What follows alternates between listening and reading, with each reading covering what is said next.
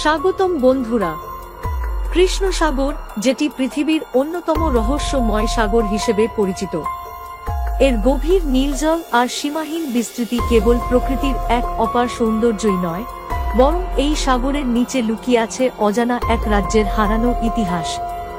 হাজার বছর আগে এক সময় এখানে ছিল এক সমৃদ্ধ রাজ্য, যা আজ কেবলই ইতিহাস। আজ আমরা সেই রহস্যময় রাজ্যের ইতিহাস জানব। তাহলে চলুন শুরু করি।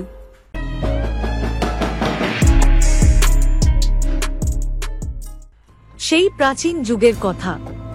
কৃষ্ণ সাগরের তীরবর্তী এলাকায় এক শক্তিশালী রাজ্যের উত্থান ঘটে। এই রাজ্যের নাম ছিল আলাতিয়া।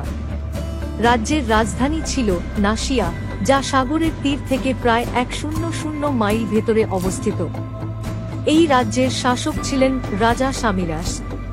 তার জন্ম হয় খ্রিস্টপূর্ব 2য় শতকে। রাজা সামিরাসের পিতার নাম ছিল রাজা আলতান এবং মাতার নাম ছিল রানী নেমোরা। রাজা সামিরাস ছোট থেকেই ছিলেন অত্যন্ত প্রতিভাবান এবং শক্তিশালী। তার শৈশব কেটেছিল রাজ্যের সবচেয়ে প্রাচীন গ্রন্থাগারে, যেখানে তিনি জ্ঞানার্জন করতেন এবং রাজ্যের ঐতিহাসিক ঘটনাগুলো সম্পর্কে জানতে পারতেন। আলাতিয়া রাজ্যের মানুষ কৃষি, স্থাপত্য এবং নৌবাণিজ্যে অত্যন্ত দক্ষ ছিল। এই রাজ্যের প্রধান রপ্তানি পণ্য ছিল রেশম, মূল্যবান পাথর এবং বিশেষ এক ধরনের মশলা, যা বিশ্বের অন্য কোথাও পাওয়া যেত না। রাজা সামিরাসের শাসন আমলে আলাতিয়া রাজ্যে প্রযুক্তি ও স্থাপত্যের অভূতপূর্ব উন্নয়ন ঘটে।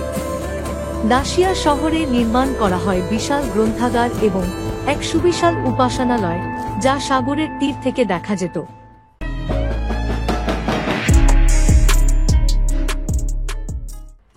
রাজ্যের সবকিছুই ভালো চলছিল, কিন্তু হঠাৎ করেই একদিন একটি ভয়ঙ্কর বিপর্যয় ঘটে।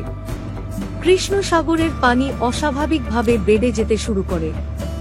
রাজ্যের জ্যোতিষীরা এই ঘটনাকে অশুভ ইঙ্গিত হিসেবে ব্যাখ্যা করেন।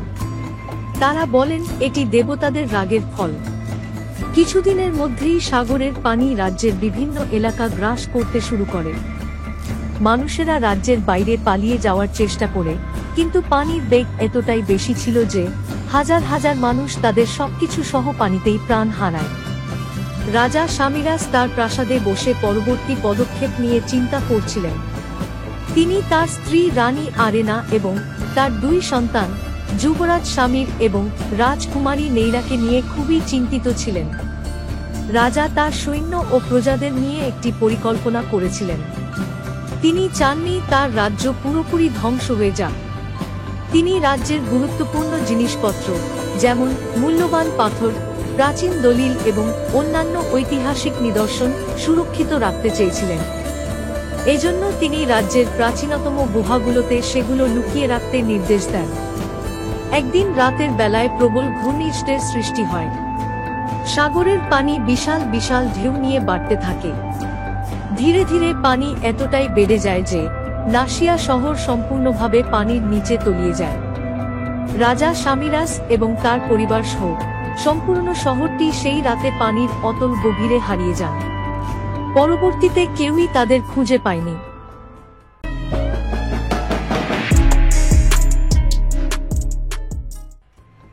সময়ের সাথে সাথে আলাতিয়া রাজ্যের অস্তিত্ব নিয়ে মানুষ বিভিন্ন গল্প বানাতে শুরু করে।